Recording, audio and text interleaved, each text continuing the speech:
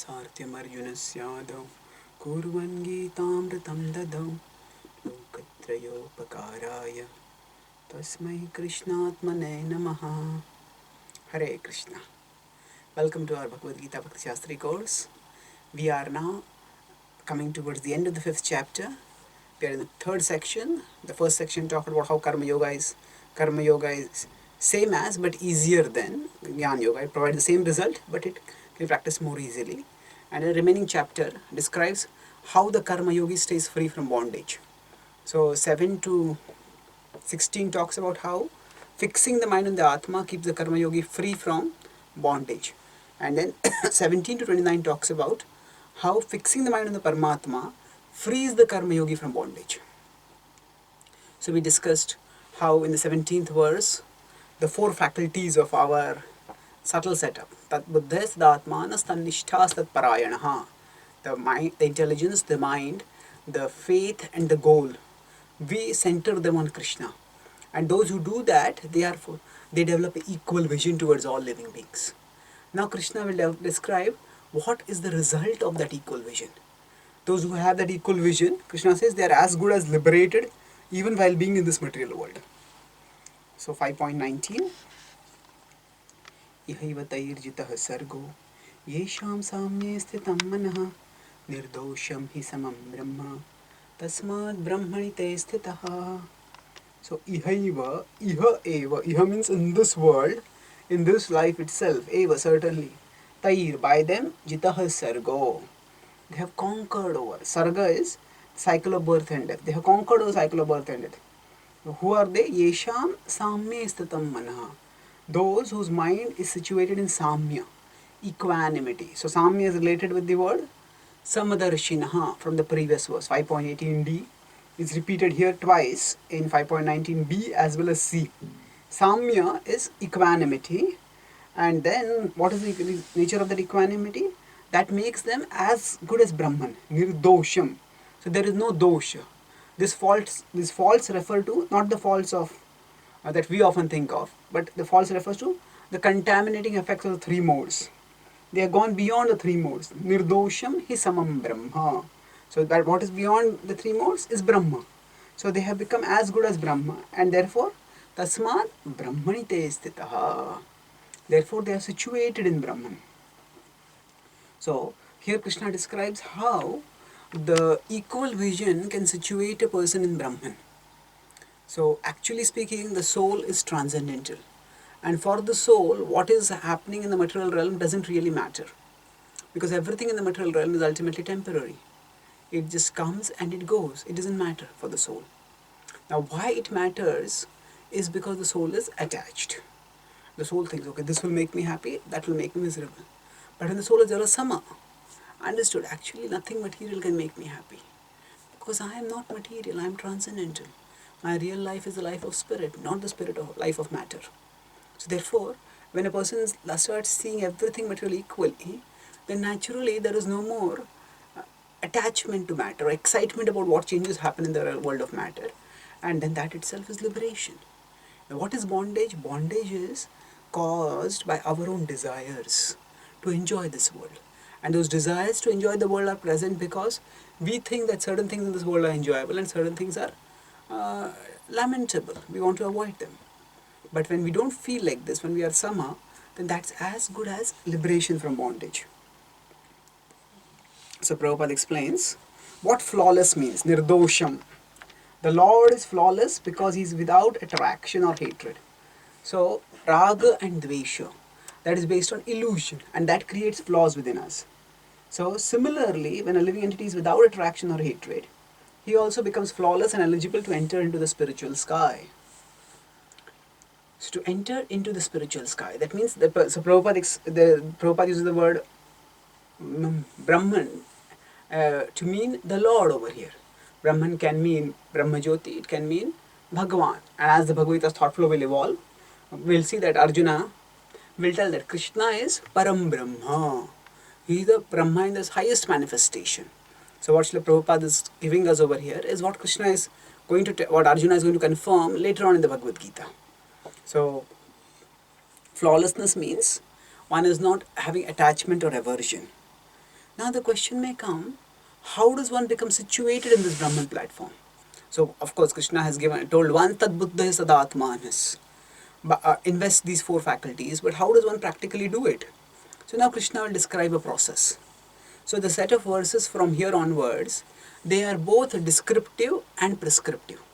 So what I mean by descriptive and prescriptive, let's look at the verse first, then I'll explain.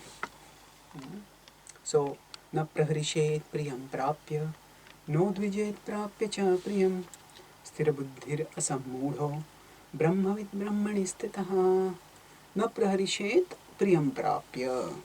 So, when one gets something that is dear to one, priyam prapya, na praharishet, one doesn't delight. And na udvijet prapya cha apriyam, when one gets something that is apriya, that is undesirable, one doesn't do advijayat, one doesn't become dejected. So one doesn't become elated when one gets the desirable, and one doesn't become dejected when one gets the undesirable. How is that? Sthira buddhi, the intelligence is fixed, and the person is asammudha. So mudha is a person who thinks that this is pleasurable, this is not pleasurable, this is miserable. So one who doesn't think like this, that person is asammudha. The person has gone beyond the illusions of this world, and such a person is Brahmavid, and then to make it more categorical, not only Brahmavid, the person Brahmanista. Brahmavid means knower of Brahman. Such a person is not only the knower of Brahman, person is also situated in Brahman. Brahmavid, Brahmanistataha. So in this way, the person moves forward. So this is Krishna telling that how can one come to the Brahman platform? By the practice of spiritual life, which involves the sadhana in which one becomes equipoised towards material things, and slowly with steady intelligence situates oneself on the spiritual platform. So Prabhupada explains that Brahman realization means we have to go from Brahman, Paramatma, Bhagavan. When one comes to Bhagavan realization, that is complete realization of such a person is Brahmavid Brahmani stataha. So to be equipoised amidst happiness and distress, this is a theme which Krishna has talked about repeatedly in the Bhagavad Gita, and that indicates basically transcendence. Just like if a person is watching, some people are say mad after watching a particular sport. So in India it might be cricket, in America it might be soccer, in America it might be rugby, in Europe it might be soccer. There are different sports like that, which people are completely infatuated with. And some person who is not so emotionally involved in the sport, what happens is somebody wins, somebody loses. You know, one team is in ecstasy because they have won, and the other team is in agony because they have lost. We can see this duality in a tennis match. One side, at the end of the tennis match, one side is the player is the winner, and the player is jumping up and down, jumping with hands raised high, and the other person is sinking into the grass in misery. So these are the dualities. So these are the dualities that characterize existence, as long as one is infatuated and attached. But say a person is not emotionally involved in the sports match, then that person is na praharishet priyam prapino dvijayat prapcha priyam. Yes, the match has happened and one side has won, one side has lost, but a person who is not emotionally involved, the person is not emotionally affected also. So like that, when one is purified, one is no longer affected. And that is the test of spiritual advancement. That is the test of authentic growth in spiritual life. What is the test? The test is that one is able to steadily move forward and attain the real life of spirit as contrasted with the conditioned life which one is practicing in this world. This is called Brahman realization, Prabhupada says. Now let's move forward. So what is required for this kind of being prarishet priyam prapya prapya priyam? That Krishna will describe in the next verses, how one should be detached from external things. But the point is, let's look at this verse. So 20 to 29 describe characteristics. These are naturally possessed by siddhas and they are consciously cultivated by sadhakas. So these are descriptive of the siddha. Siddha means those who are perfected. Those who are perfected, they naturally are detached like this. And those who are practitioners, those who are striving for perfection, they will consciously cultivate this by sadhakas. So they are descriptive of those who already have those characteristics, and they are prescriptive. Prescriptive, like a doctor gives a prescription, do this. So they are prescriptive, act in this way. So we may get excited, Because of our attachment, certain things may make us very excited. But a devotee thinks, okay, ultimately, as long as I keep serving Krishna, nothing matters. Let me not get too excited about it. Let me not get too excited. So in that way we stay detached, we stay calm, we stay focused, and we move forward in our spiritual life. So consciously cultivated by sadhaka. So now let's look at the next verse. So these are all verses which are both descriptive and prescriptive. So this is talking about how one can come to the level of being equipoised. Bahyasparsheshva saktatma vindatyatmani yat sukham sa brahma yoga yuktatma sukham akshayam ashnute. So Bahayasparsha is external contact. So that external contact may sometimes be pleasurable, sometimes be miserable. But either way, the person is asaktatma. Asaktatma means that person is detached. So asakta is attached, asakta is detached. So the same prefix, when there is emphasis can have a different meaning. When there is no emphasis, O and A makes a world of difference over here. Asakta is attached, asakta is detached. So when the person is detached, everybody has to get happiness somewhere. So where does the happiness come from? Vindati atmani yat sukham. Vindati means to delight. Delight in what? Atmani yat sukham. In the Atma one delights. So inner happiness.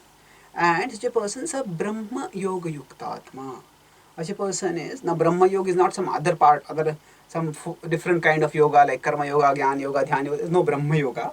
Here the point is, such a person is a Brahma Yoga Yukta Atma. The person yoga here refers to connection. It's not a separate process of sadhana. Krishna is talking a generic description over here. Such a person is connected with Brahma. Yukta Atma is connected, well situated. And that person eventually Sukham Akshayam Ashnute attains happiness. What kind of Ashnute? Ashnute means to gain or to enjoy. So it's significant. Krishna is using words for enjoy twice over here. Vindati and Ashnute. So Akshaya Sukh. Sukham Akshayam Ashnute. Kshaya is that which ends, that which deteriorates, that which is capable of being exhausted. Akshaya is that which never gets exhausted. Sukham Akshayam Ashnute. Akshayam Ashnute. So unlimited happiness. So Bahayasparsheshva saktatma vindati atmani yat sukham. This verse has an interesting progression. Let's try to understand this progression. So each of the lines can be thought of as pointing to a progression. So first step is that we become detached from external stimuli. We don't get too excited about sensual pleasures. Then after that, what second step? One turns inwards and starts seeking happiness within. So when one starts seeking happiness within, then what happens? Then we learn to concentrate on the Supreme. See, if our vision is outwards, then we cannot focus inwards. So therefore, we need to turn inwards. When we concentrate on the Supreme, then what happens last time? Then we relish imperishable happiness. That is Sukham Akshayam. So Krishna is there within our heart, and Krishna is an ocean of happiness. And it's not just a finite ocean, it's an infinite ocean of happiness. So what happens is when we turn inwards towards Krishna, we can connect with that ocean. So the first step is, okay, externally there's nothing great to experience in this world, so I'll not look outside. And gradually I start turning inwards. That means we start seeking pleasure in our inner connection. So now initially Vindati means there's a little happiness. When we chant Hare Krishna, we remember Krishna, we're experiencing a little bit happiness. But what happens as we move forward? We are able to, as we turn inwards. So initially when we chant Hare Krishna, we are not able to concentrate. But as we start practicing spiritual life, we start able to concentrate more and more. And we start going deeper into our inner connection with it. And then what happens at that time? Brahma Yoga Yukta Atma. We become situated in our connection with Brahman. And then as we become strongly situated in that connection, then there is Sukham Akshayam Ashnute. One experiences Akshaya Sukha. Unlimited happiness. So that's how we come to the level of experiencing supreme happiness. Sukham Akshaya. So now let's look at Srila Prabhupada's purport. So Prabhupada quotes about this Akshaya Sukha. He quotes the verse of Yamunacharya which he has quoted earlier. And Prabhupada makes a significant point that actually the whole world the highest pleasure in terms of matter is sex pleasure. The whole world is moving under its spell, and a materialist cannot work at all without this motivation. Cannot work at all, Prabhupada says. Ultimately, people may do many other things, but this is what it boils down to. This is what they are dreaming and fantasizing about. But a person engaged in Krishna consciousness can work with greater vigor without sex pleasure, which he avoids. That is the test in spiritual realization. This is spiritual realization and sex pleasure go ill together. So, go ill together. Why? Because sexual pleasure is physical and spiritual pleasure is transcendental, not non-physical. So to the extent we are identifying with the body, to that extent we can't experience spiritual happiness. And to the extent we are identifying with the soul, we will not be attracted to bodily happiness. So there's a difference between the two, which makes them antipodal. So in general, at the level of karma kanda, dharma, artha, kama, moksha. So it is considered that when one gets a happy family life, fulfillment of karma, that is considered also to be a blessing of God. So that is true. Now, but that doesn't mean that one gets completely caught in gratifying one's senses. Karma doesn't refer to sense gratification. It refers to all-round material well-being. And artha doesn't refer just to the bank balance in a person's accounts or the person's cash available with the person. It refers to all-round material prosperity. So, all-round material prosperity and all-round material satisfaction. So these are referred to by artha and kama. So in karma kanda, these are also considered to be dharmic. They are considered to be religious. When a person becomes a serious spiritual seeker, at that time the person doesn't get caught up in these things. The person understands that dharma, artha, kama are important at one level. But far, far more important is moksha. And moksha ultimately means, we discussed how mukti hitva anitha rupam swarupena yasati. It means to become situated in a relationship with Krishna. So when a devotee becomes situated in the relationship with Krishna very strongly, the devotee doesn't get so caught up in the pleasures of this world. And this will happen gradually to us as we keep studying ourselves in our relationship with Krishna. So when Prabhupada said this is the test of in spiritual realization, what does it mean? That means we may sometimes feel very good. Oh, I'm making spiritual advancement. I feel great pleasure, great satisfaction when I take darshan of Krishna, when I chant the holy names, when I come in the association of devotees. Sometimes we feel like that, sometimes we don't feel like that. So these feelings will come and go. But if you are following the regulator principle steadily, and within the regulator principle also there is following at the gross level and there is following at a subtle level. So as we move forward in the following of the regulator principles, then we are staying at a detached level. So as we keep experiencing inner happiness, we start giving up outer happiness. And as you keep giving up outer happiness, you start experiencing inner happiness. Now we wonder which starts first. Do I first give up outer happiness and then experience inner happiness? Or do I first experience inner happiness, then give up outer happiness? Actually, first comes hearing. So first comes hearing. Tat Shrunu, as Krishna will tell in the start of 7th chapter 7.1. First we hear and understand how outer happiness is temporary. It ultimately leads to misery, as Krishna will tell in the next verse. On the other hand, inner happiness keeps growing and growing. Akshaya Sukha it is. So it begins with hearing. And by hearing, we try to move away from outer happiness and we try to move towards inner happiness. And then, by both these things, we experience inner happiness, and then by that we feel inspired, okay, let me further move away from outer happiness. And then by hearing, when we seek for outer pleasure and get a little outer pleasure, we understand this leads to so much misery, there's so much agitation, so much irritation, and at the end of it, the pleasure, it's so tiny, it's not worth it. Therefore, a person feels, okay, let me not pursue this pleasure. This is how gradually a person becomes detached. So first, we should always focus on hearing.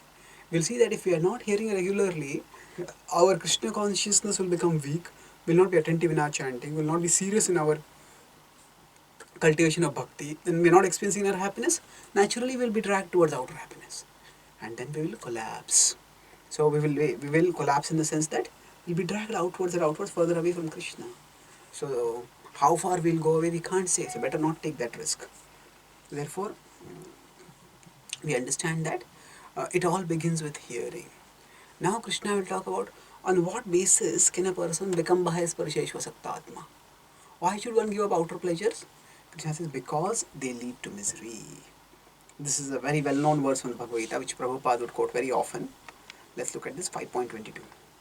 So yehi samsparshaja bhoga dukkha yonaya evate adyantavantah kaunteya nati shrumate buddha. So yehi samsparshaja. Samsparshaja means by contact of the senses with the sense objects. Bhoga. Bhoga means the sense pleasure. Samsparshaja bhoga. So when there is contact of the senses with the sense objects, the tongue eats delicious food, the hand touches some soft objects, the eye sees something beautiful. So there is bhoga, there is pleasure at that time. But what happens, Krishna says, dukkha yonaya evate. There is dukkha. Why is there dukkha? Because it's temporary. See, when we seek sense pleasure,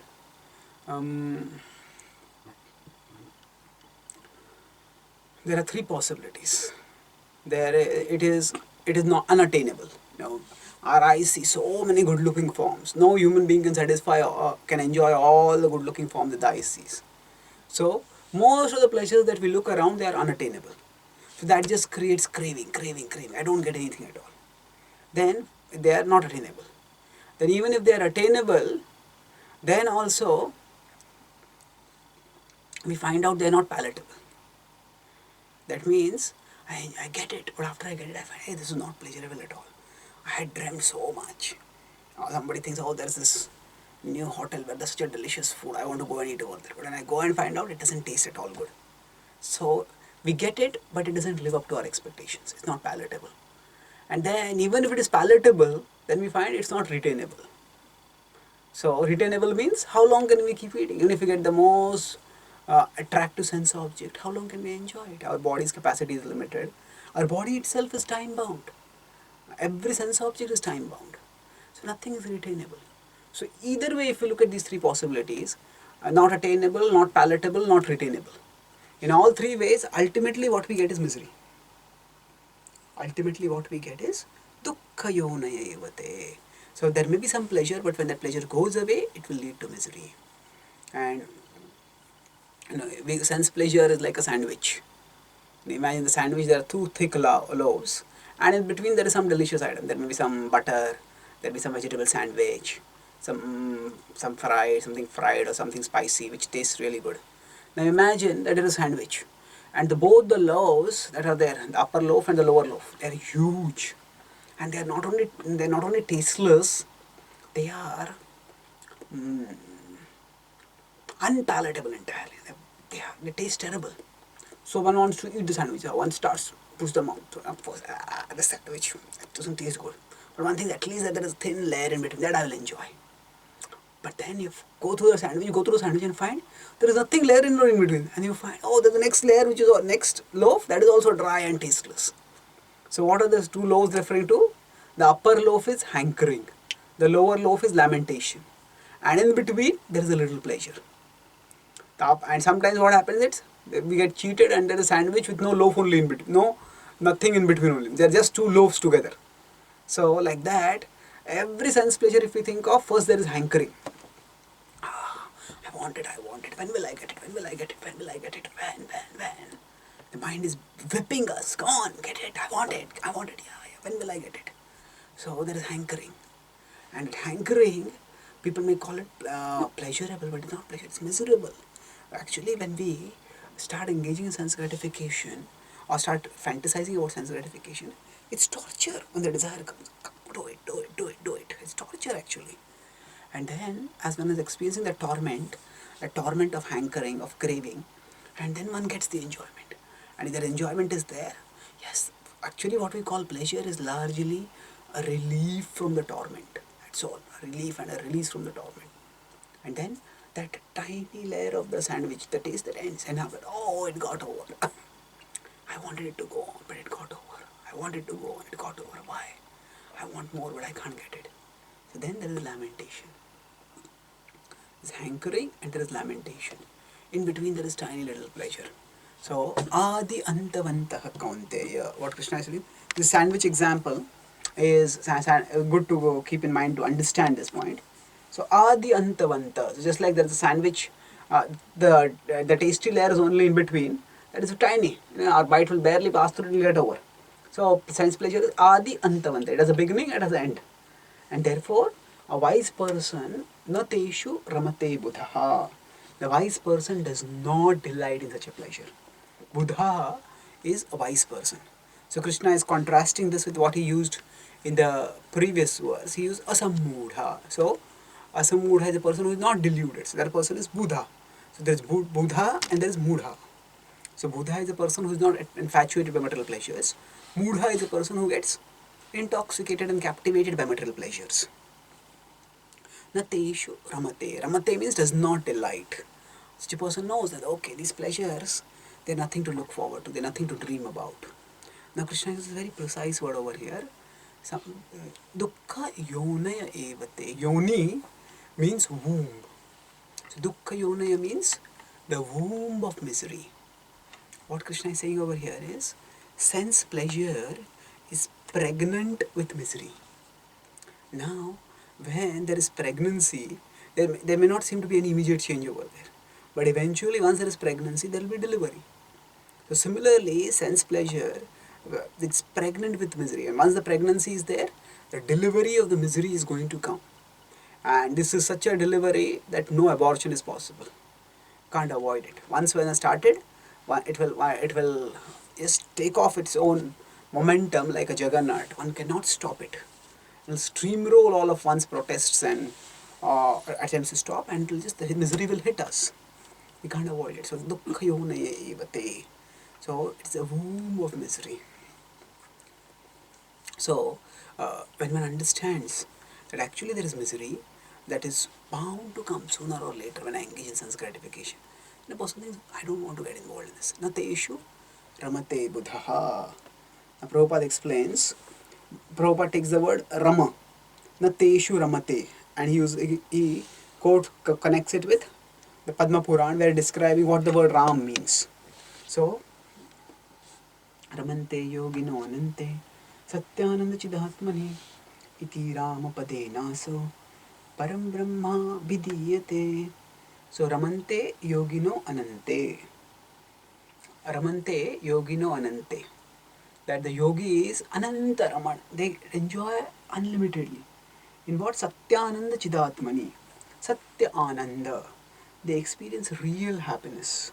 Chidatmani, it is spiritual happiness in the Atma. Satyananda, Mithyananda is what is there in this world.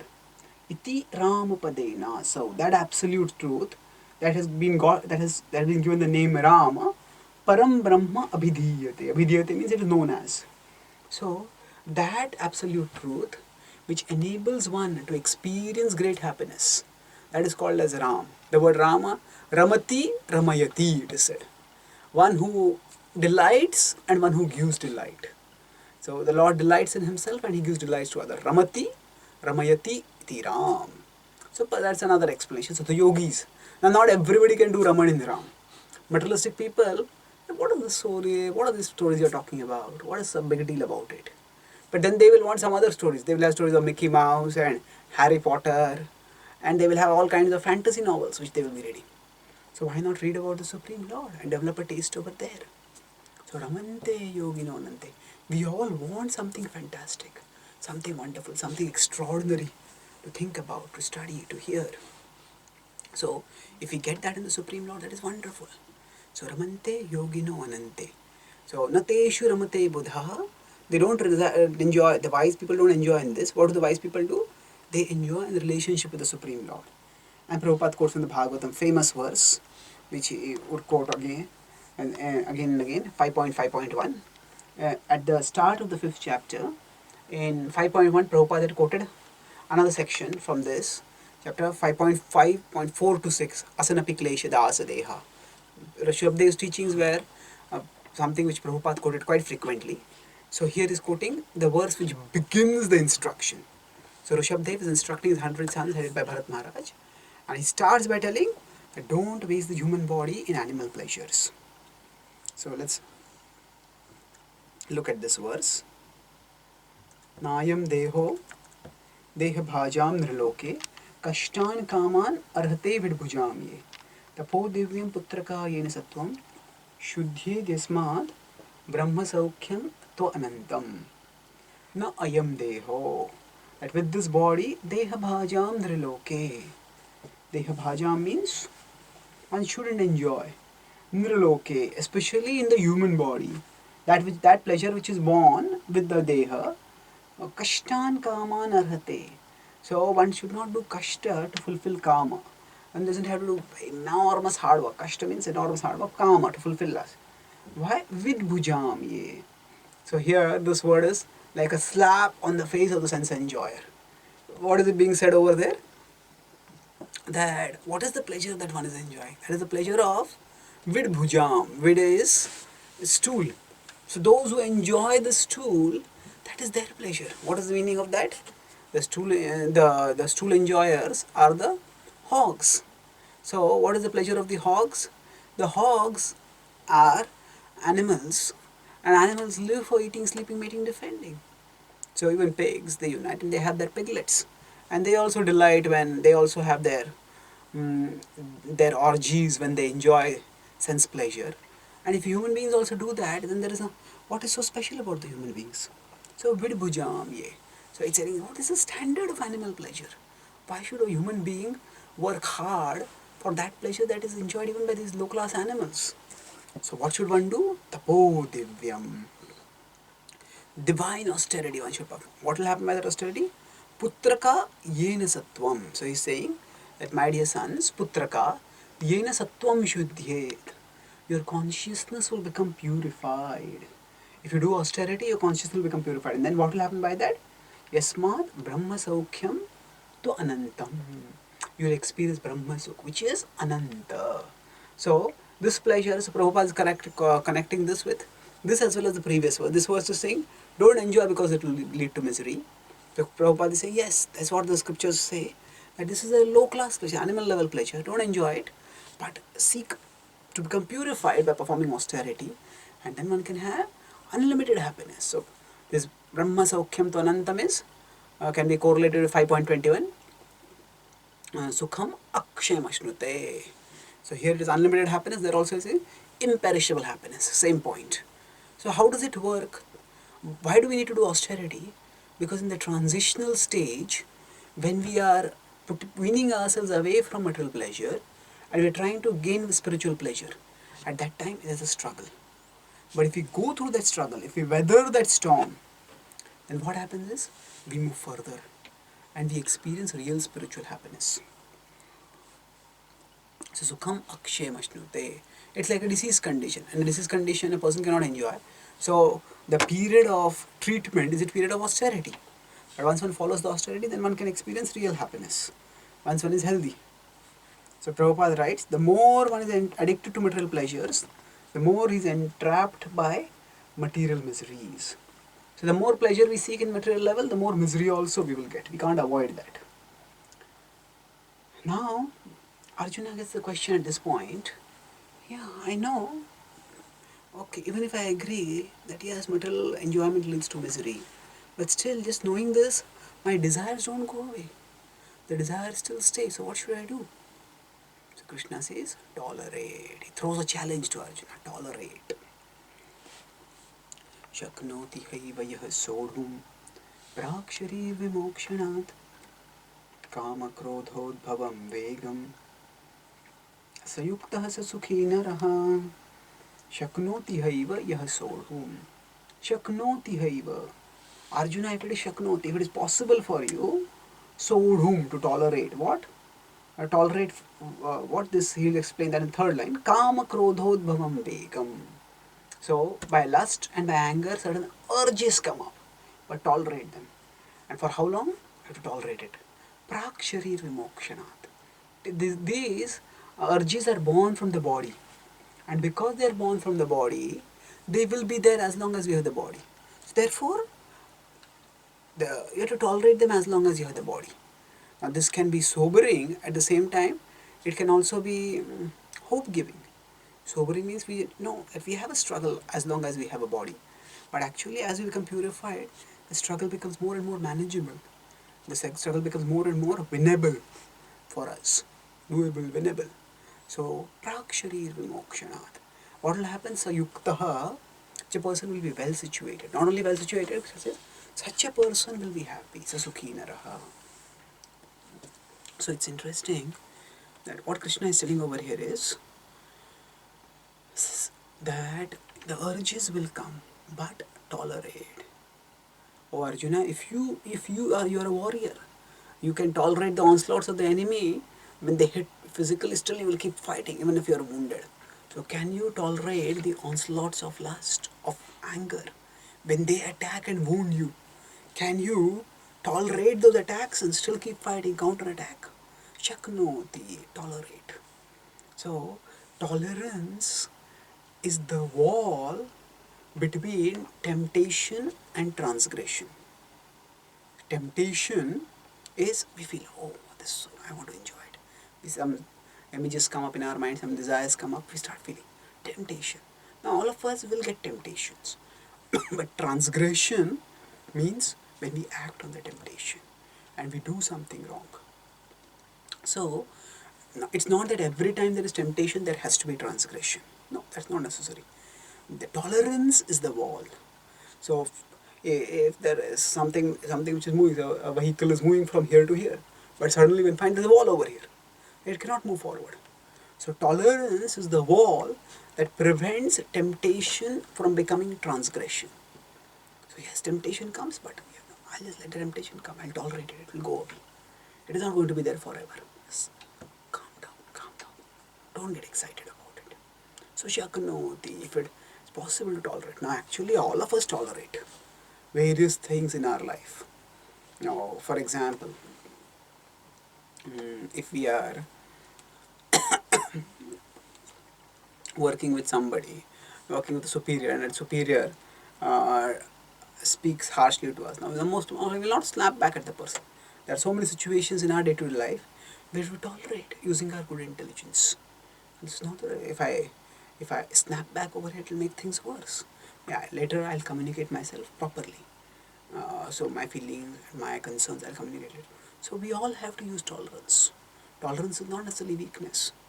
Actually, often it's intolerance that can make us weak. Tolerance can help us to become strong. So it can help us to choose the right response and make the right response. So tolerance is strength. A lack of tolerance is weakness, because it makes us just a slave to our impulses. So Krishna says, tolerate it. Shaknoti. Is it possible for you, Arjuna? So like that, a warrior, if he's thrown a challenge, the warrior feels, yes, I'll show it, I can do it. So that's how we should feel, yes. So when the temptations come, we shouldn't think, oh, temptations have come, now I have to fall down. What can I do? These temptations are coming. No. The temptations simply indicate that we have become disconnected from Krishna. So when the temptations come, that doesn't mean that we have to become connected with sense gratification. You see, if there are, in America and other places, where there are long, long roads, in many places, a matter of security, on the side of the roads, they have some sort of speed breaker sort of things. There are bumps. So when a person is driving on the road and say the person is inattentive, maybe because the roads are long and clear, the person dozes off to sleep or something while driving, sleeping on the wheel. So then the vehicle starts going off track. When it starts going off track, what happens is, it meets these speed breaker like structures which cause the person to jolt. And the vehicle jolts and the person wakes up, and then as the person wakes, hey, the vehicle is going off track, pull it back on track. So when the jolts come, that doesn't necessarily mean that the vehicle has to go off the road and one has to meet with an accident. The jolts are a warning that one is going off track. So what should we do when the jolt comes? Pull the vehicle back on track. So similarly, when material desires start rising in our mind, that simply means that we are going off track. When temptations start coming in our mind and start agitating us, then that means our Krishna connection has become weak. Now we are meant to be going on the straight road of Krishna consciousness, but we are strayed off track. So when we are strayed off track, what should we do? Pull back and come on track. Not that because the temptation has come, so I have to act in it. That means, oh, because the jolt has come, now I have to go into the ditch and fall off. No, it's not like that. So at that time, pull back. So rather than saying that when the arrival of seeing the arrival of temptation as a cause for capitulation means giving up. We should see the arrival of temptation as a cause for retaliation. Retaliation. Yes, my mind led me off track. I'll fight. I'll come back on track. So we should see the arrival of temptation not as a cause for capitulation, but as a cause for retaliation. The mind took me off track. I will not be cheated. Come back. Yes, it's not safe to fall asleep while you are driving. But if it happens, what do you do? It's not that we have to become made with an accident. We can pull back on track. So the jolts that we experience inside when we start getting tempted, that simply indicates that we started steering off track. We have started going away from the path of Krishna consciousness. When we come back on the path, chant Hare Krishna. Remember some philosophy. Pray to Krishna. Think of some beautiful pictures of some deities. Sing some melodious bhajans, some prayers, whatever. All of us have to have our own ready stock of weapons. Weapons means that these are the means by which we beat down the temptations. So all of us need to have that ready stock of weapons. And with them, when we beat down temptation, then we become calm. We become steady, we become composed. And then we can come back on track. So Krishna is saying, tolerate. And prak sharir vimokshanat, till the moment of death. Actually, we should never let our guard down. You know, as say a firefighter becomes more and more seasoned, more and more experienced, it is not that the firefighter has 20 years of experience. That doesn't mean that because the firefighter has 20 years of experience, so the fires that are going to get set in the city are going to become smaller. No, the fires will still be as big, but the firefighter will be expert. You know, for the first time when the firefighter goes and sees there's a fire, that what happens is the fire hose, the fire hose drops off there. It's a big fire, what should I do? Then somebody says, come on, back up, take up this fire hose, pour the water on it. So, and then he pours the water and the fire is already extinguished. But if the firefighter is a seasoned firefighter, 20 years down the line, then what happens? Then as soon as the fire is seen, immediately the fire hose is picked up, the button is pressed, and exactly knows, okay, the fire is coming from here, so I should put more water on this side, not on this side. And exactly with intelligence, with diligence, with speed, the person expertly extinguishes the fire.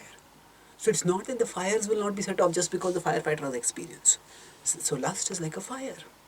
So just because I have practiced Krishna consciousness for 5 years, 10 years, 20 years, that doesn't mean that the fires of lust will not be set off.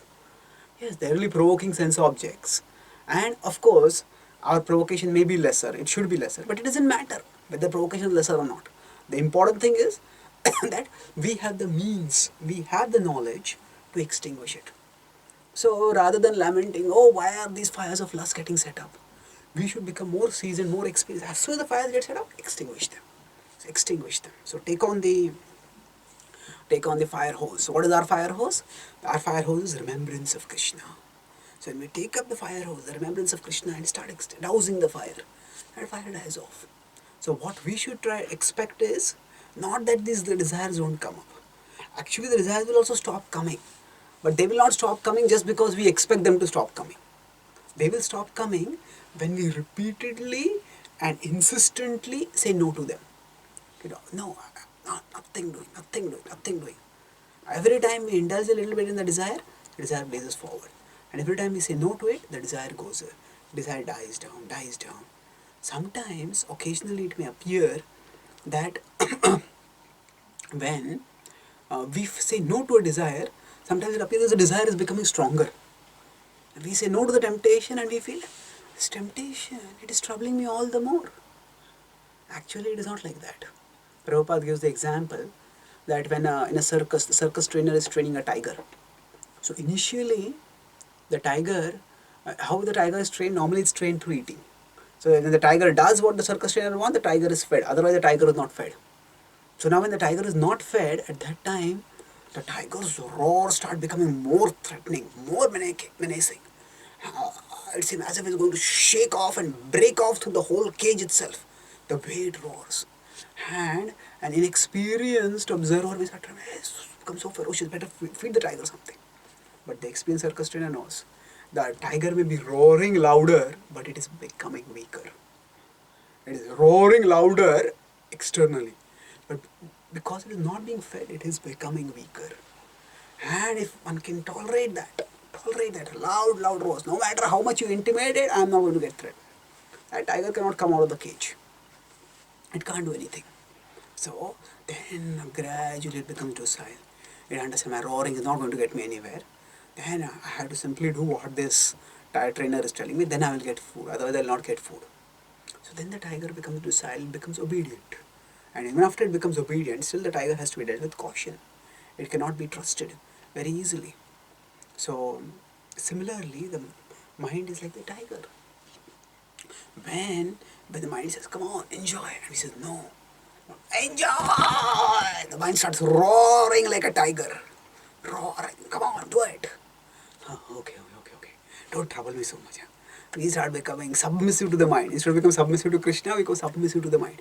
We don't have to become submissive to the mind. We don't have to become intimidated by its scaring techniques. Actually, the mind is screaming louder, but if we are not fulfilling its impulses, it is becoming weaker. It's becoming weaker. And initially it will roar and scream. But gradually, if we don't fulfill its desire, then that roar will come down to a whimper. And then it will become silent. So, actually speaking, we have to starve the mind. Prak sharir vimokshanat. So, rather than expecting that the desires will go away on their own, what we should do is repeatedly and insistently, consistently we say no to those desires and not get intimidated by their threats. Then they will become weaker. So we are talking about two aspects over here. First is that when we become spiritually seasoned, we shouldn't expect that desires go away. Rather, we should become expert in our responses.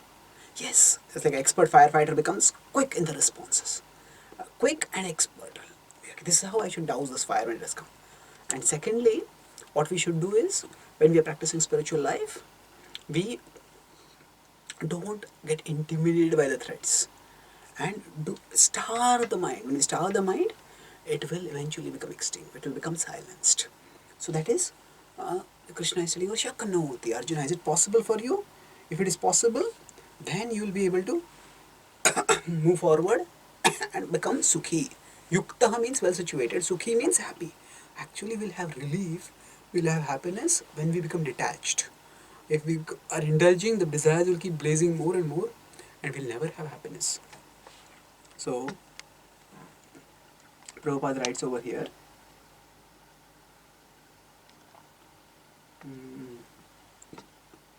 it is the duty of the transcendentalist, try strenuously to control desire and anger. This is a very significant usage. Try strenuously, Prabhupada says. So most people try strenuously to fulfill their desires. Try strenuously. Materialistic people want to fulfill some desire. What all they are ready to do to that? What all? Say when a boy falls in love with a girl, and then the person is ready to do so much, and people go and watch movies about it and read novels about it, and person ready to risk one's life and risk one's good name, risk everything for the sake of love. So actually most of that love is lost. But the point is, the people are ready to be strenuously working for that. So just as there are people who strenuously work to fulfill their desires, devotees work strenuously to transcend their desires. You tolerate first and then transcend. So no doubt, spiritual life is hard work. The work is inner. The work is inward, not outward. But the work is not out there. And when we do the work, the result is far better, far greater. And by fulfilling our desires, the result is going to be temporary. If at all the desires get fulfilled, we discuss how it is not attainable, not palatable, not retainable. One of these will going to be fallen, dukkayona evati. But if we become purified, if it comes to a spiritual platform, then it is going to be ever relishable, ever fresh, ever relishable. That's what we are going to get. Therefore, a devotee learns to tolerate. A devotee becomes determined to tolerate. So, now Krishna talks about turning inwards. Once again, so he has told how do you deal with outer desires? Know that they lead to misery and tolerate. Then yo antah sukho antaramas tathantar jyotireva so yogi brahma nirvanam brahma bhuto dhigacchati. So Krishna says, this verse is similar to 3.17. Yastu atmatrupti vasyad atmatruptascha manav atmanyeva santushtas. Look for inner happiness. So antar comes 3 times. Antar comes twice. 3 times actually. Yo antah sukho. One is happiness inwards, one who delights inwards, and one whose light is inwards. Antar jyotireva yaha.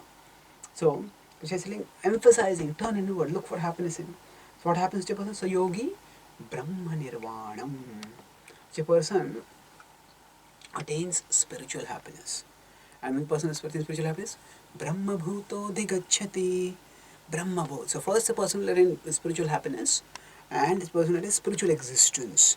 So now Brahma Nirvana, we may say it doesn't mean spiritual happiness. What does it exactly mean? Actually, Prabhupada translates Brahma Nirvana as liberated in the Supreme.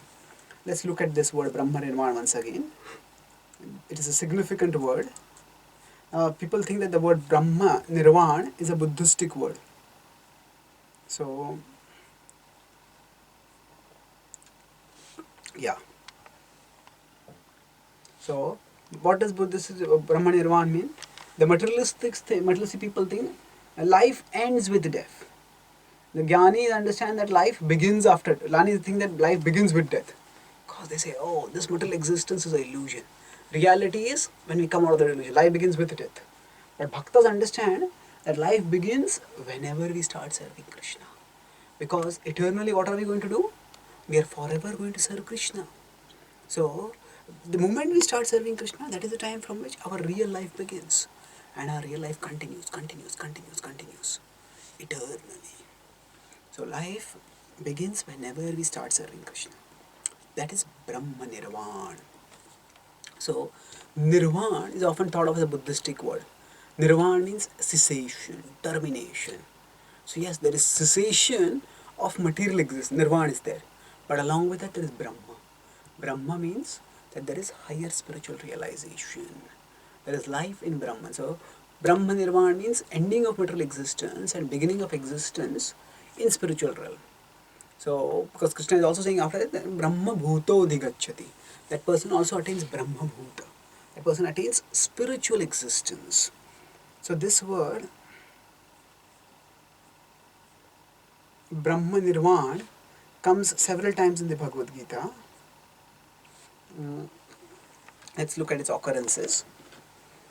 So it has come in 2.72 earlier. Esha te brahmisiti partha nainam prapya vimiti sitva asyamanta kalepi brahma nirvanam icchati. So it has come once over there that a person who is situated in the spiritual life and if he remains that way at the time of death, the person attains brahma nirvana. And now here it has come in 5.24. It will come again in 5.25 also. Labhante brahma nirvanam rishaya kshina kalmashaha chinna dvaidhayata atmana sarvabhuta hiterataha. So it describes the person who does all these things, one who is purified, one who is free from impurity, one who works for the well-being of others. Such a person is Brahma Nirvana. And then once again it will come in 6.15. So 6.15, Krishna says that the person who practices yoga steadily, that person attains Yunjanevam Sadatmanam Yogi Nriyatmanasa Shantim Nirvana Paramam Matsamstham Adhigacchati. So there he uses the word Nirvana again. So Nirvana is cessation of existence. So now what Krishna is telling over here is that Nirvana is there. But so Nirvana refers to end of material existence. But along with that there is Brahma Nirvana. That means that Nirvana refers to the end of material existence. But Brahma Nirvana and Brahma Bhuta refers to simultaneous revival of spiritual existence. So simultaneous revival of spiritual existence. So what the Buddhists, they give the example that the candle is lighting. When the candle gets extinguished, like that, our illusory existence ends and then we enter into the void.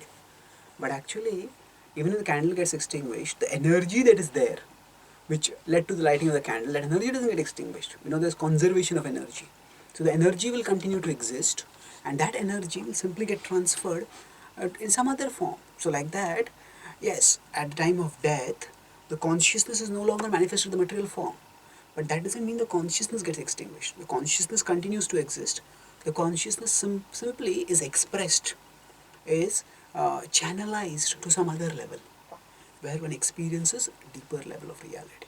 One experiences a higher consciousness. So simultaneous revival of spiritual existence is there. So in this way, actually, Krishna says one attains spiritual existence. So turn inwards, and by turning inwards, one will attain spiritual existence. That is the goal of life. Now Krishna will take further about how one can experience the spiritual happiness.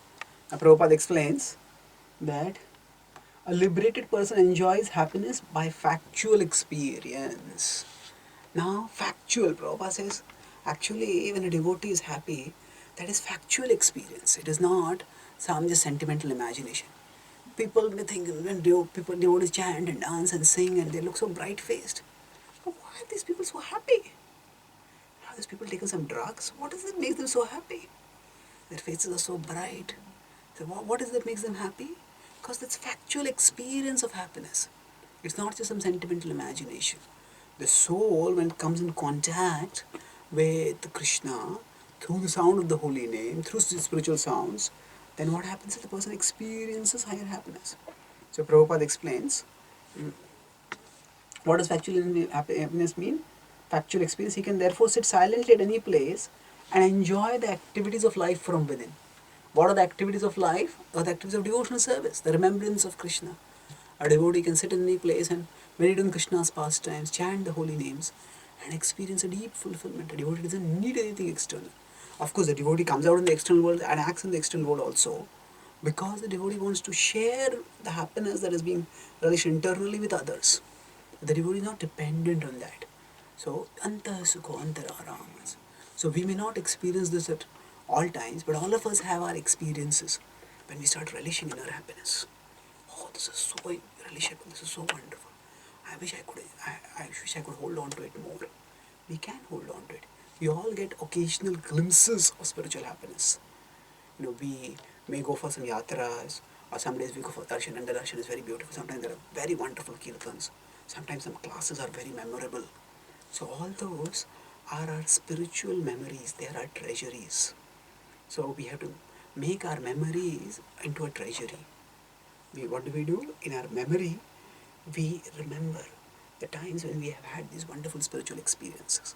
So instead of letting our memory become filled with recollections of our past sense gratification, which will keep haunting us. Oh, you enjoyed like that. Come on, enjoy again, enjoy again, enjoy again. So instead of letting those memories stay, we replace those memories with our devotional memories. So unfortunately, our memory doesn't seem to adhere to these sort of recollections. So we have to consciously cultivate it. Sometimes we may have exhilarating spiritual experiences, but we just completely forget them sometimes. Sometimes we hear some classes and such brilliant insights. This insight is life changing. What a point! I'm going to change the way I live. But maybe just one day after that we forget that whole thing. We have to cherish those memories. How do we cherish? It can be by remembering internally, or maybe it can be by noting down externally in some personal diary, making a small short diary where we just have the most important points, most important experiences, most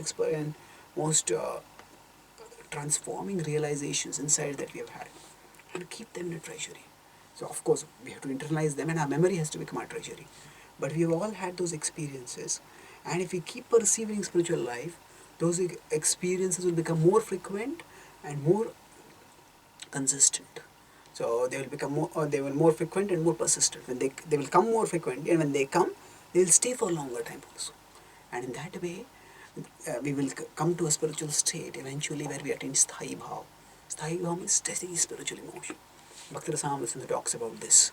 So steady spiritual emotion, when we have, then material emotions will no longer trouble us, and that will be our eventually the pathway to the steady pathway for our spiritual perfection.